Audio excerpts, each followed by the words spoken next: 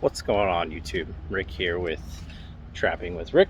I'm going to talk to you about what to do to get rid of rats in your manufactured home, your mobile home, how to get rid of it. I'm on a job site and we're actually wrapping this house. I'm going to show you what we're going to do, why we're going to do it, how we're going to do it. So the principles are the same to get rid of rats from a mobile home as they are from a regular home. The first thing you want to do is seal the home and make sure there are no ways that rats can get inside the house. On most mobile homes, that means wrapping from the bottom of the home to under the ground so that rats can't get underneath. So that's the main thing that we end up doing on manufactured homes. And I'll cover a couple different ways that we can do that, depending on the house. I'm actually doing two different things on this house. The second thing you do once you have it sealed is you throw snap traps underneath, okay? And that's gonna kill rats that are actually already in. Once you do the wrap, some rats are gonna be trapped inside, some are gonna be trapped outside. Eventually those rats inside will get desperate for food and they're gonna hit your snap traps. The ones that are outside, we handle those with bait stations with poison. So I'll give you links for all of this in the description so you can order it on Amazon. So once we've done that and we've stopped catching rats, you're not hearing anything else, at that point you need to fog anywhere that has been affected. So if they're inside, you need to treat inside, and you always need to treat underneath because that's most likely where they're going to be. So you can treat the underside of the home with a fogger, a fogging machine. You can get those pretty inexpensively on Amazon. You can get them under $100. And you want to fog the underside. I'll go through the two products that I use, but you need two things. You need, number one, an antimicrobial disinfectant that gets rid of the scent that the rats, the antimicrobial disinfectant gets rid of any bacteria, parasites, anything nasty like that. Viruses, it's got a viricide in it, so that will get rid of any health hazards that the rats may have left behind. The other part of it is a pheromone removing deodorizer, and that product actually is a deodorizer. It gets rid of the scent, but more specifically it will break down any pheromone trails or scent trails that the rats left behind. Most rats follow the scent trails, that's how they get around. So if you get rid of those scent trails, that will make it less likely that rats are going to work really hard to try to get in. If you leave that smell, they'll work harder to get underneath your house. So you want to get rid of that scent so that they're not attracted to your home. So that's really the basics. So I'll kind of cover a couple of the main things that you need to do. If you have, really it depends on what kind of skirting your home has, is going to determine how you're going to want to seal it. And there's also like kind of different tiers of ways that you can solve it. This home that I'm working on has vinyl skirting, and the typical of vinyl skirting, you see a lot of holes in it near the bottom where like a weed whacker hit it, or stones from the lawnmower, things of that nature have hit the skirting and put holes in it. So if the skirting is tight otherwise and you don't see burrowing underneath, you don't see anything crazy, you can just cover the areas with the holes. So I actually did that on part of it on the side. Let me show you what I've done here. Spin the camera. So as you can see over here, there's a lot of these little chip holes. Some of them I've already covered, but we're covering it just with a piece of sheet metal. And that's a long, thin strip of sheet metal covering. Obviously there's a couple of holes that are up higher. I'm going to cover those with individual patches, but this shows you how we can cover those. So this is what it looks like after I've covered it. Back here is a spot where you can see what it looked like before.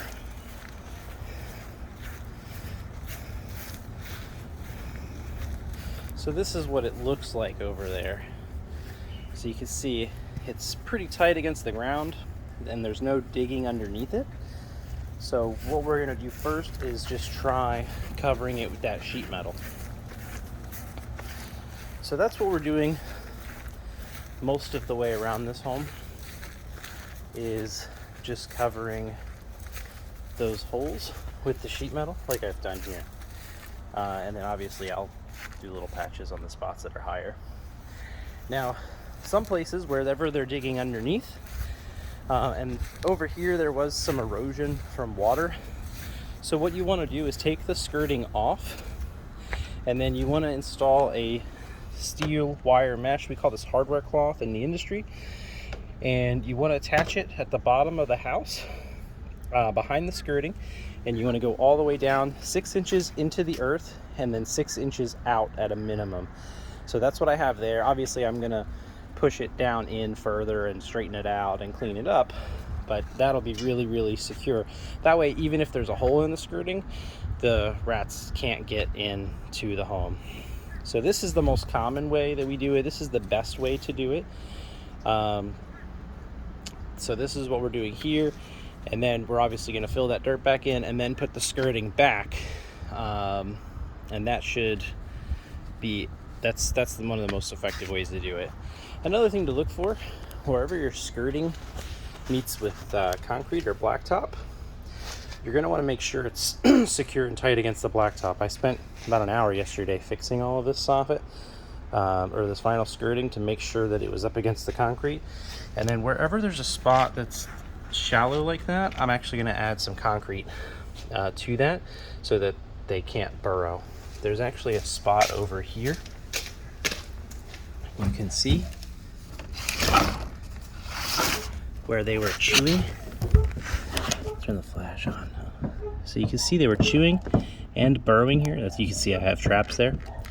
But this we're gonna have to hit with some concrete to make sure that they're not coming and going through that area. So if you have vinyl skirting, obviously the best thing is to pull it down, or any kind of skirting, pull it down, put the wire mesh behind it. That's gonna look the best. For a cost saving or time saving measure, you can absolutely do this in front of your skirting. You can just dig out and go underneath in front of whatever skirting your home has. We do that sometimes in a cost saving measure because it does save us a lot of time, but I don't recommend it, for aesthetic purposes. The other thing is, if you have, something like what we have over here with metal slats, something like that, you could do it on the outside or you could do it on the inside. It's just whatever your level of need and aesthetic is. So that's really how you close the home so the rats can't come and go. This project, I'm assuming it's going to take us a total of maybe 15 man hours to do this work all the way around, including the concrete, this part of the wrap, the sheet metal coverings. So not a really crazy labor intensive project at all. With 2 guys, we're gonna bang this out in 3 half days.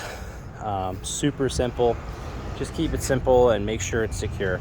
Remember, rats can get through that's 1/2 inch or larger, so you want to make sure you secure that so that rats can't come and go.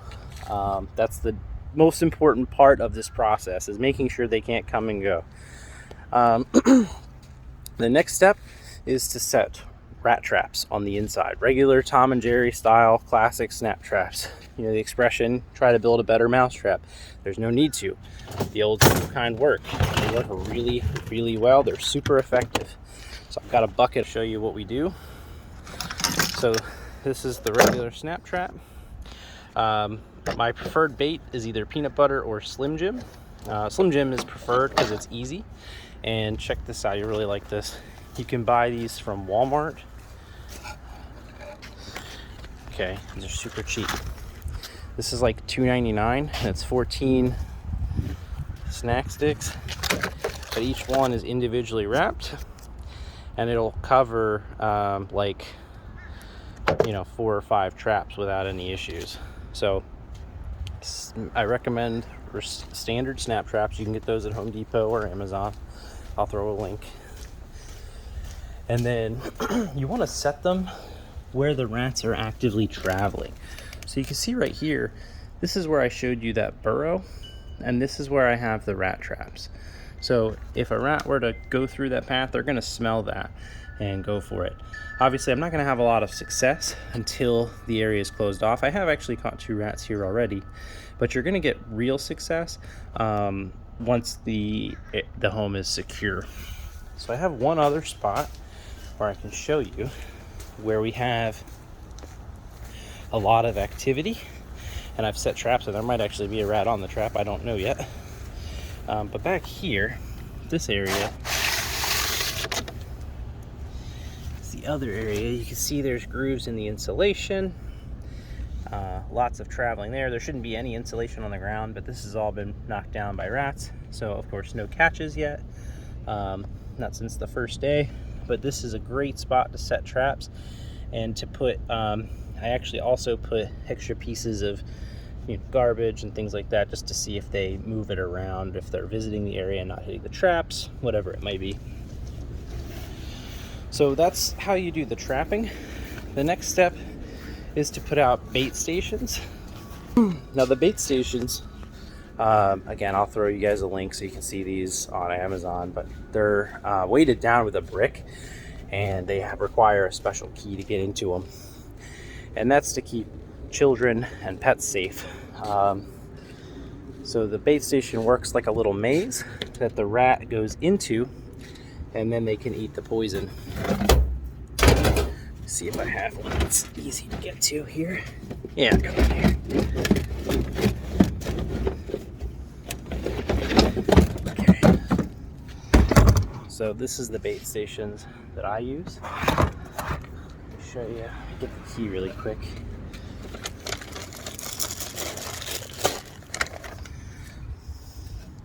So this is a common bait station.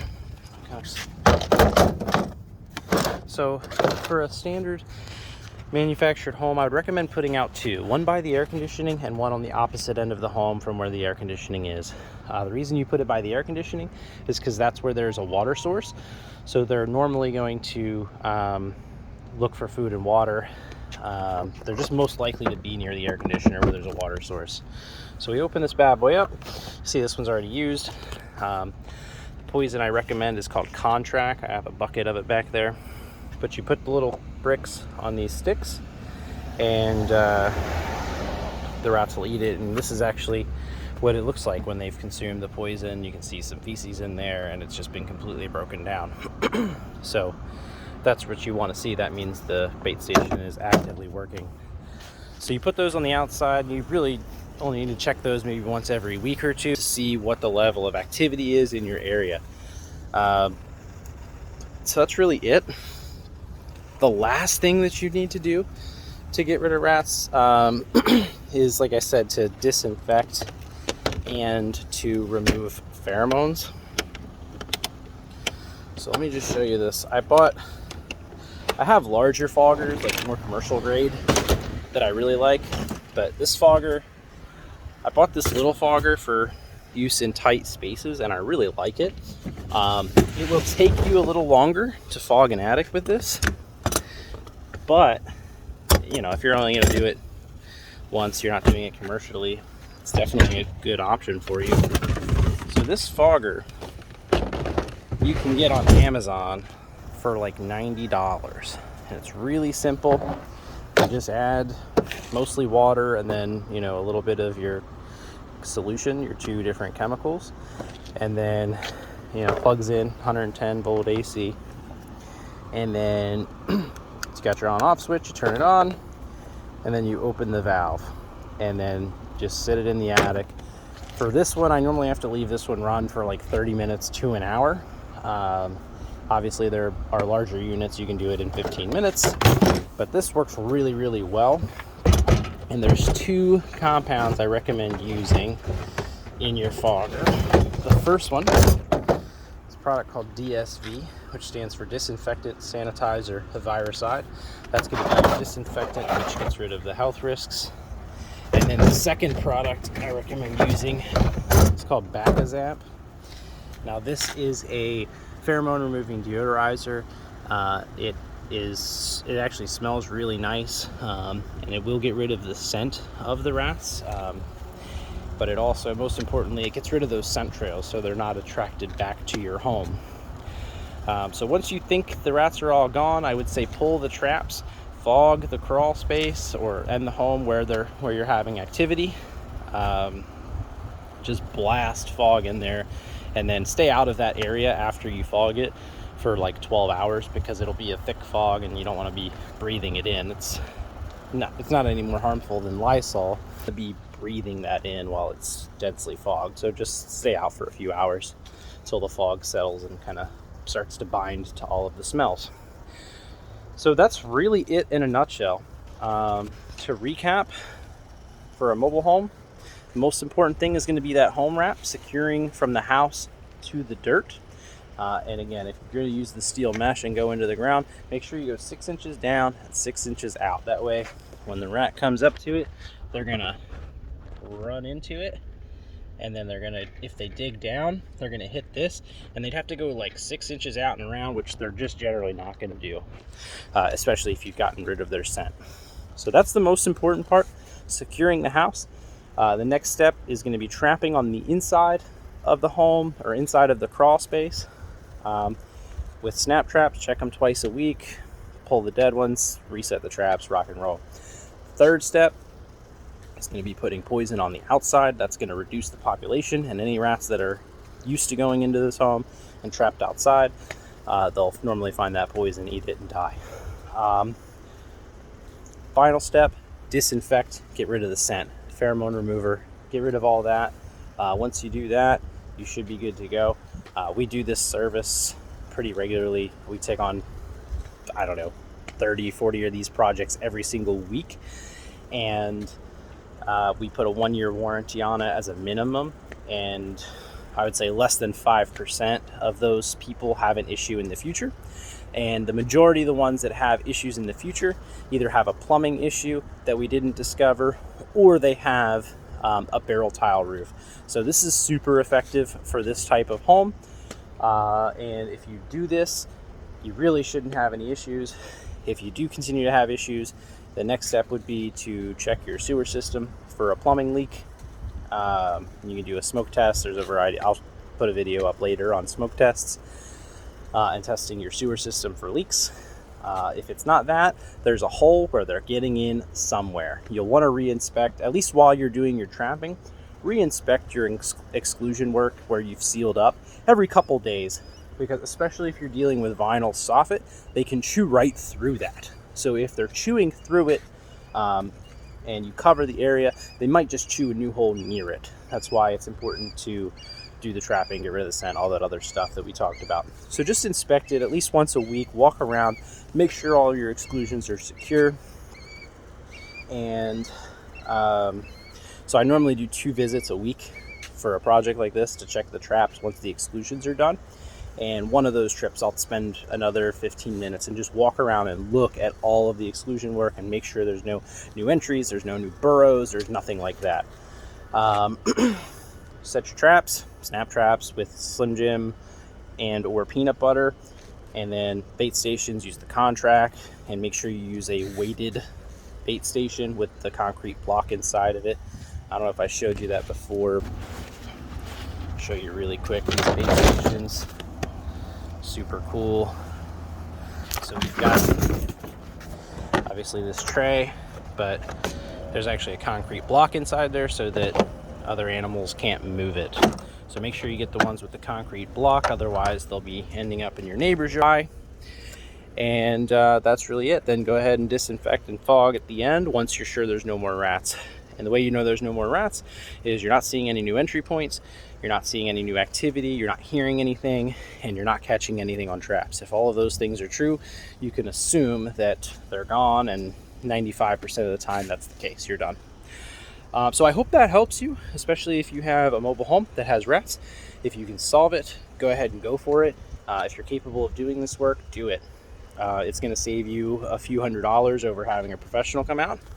If you're in Florida and you want help with it, go ahead and reach out to me. We do this work all the time. We're really, really good at it. So give me a buzz and I'll come out and take a look, do an inspection, get you a price to to solve this problem. So hope that helps. Good luck to you on your rat hunting ventures. And if you have any questions, hit me up in the comments. See you later.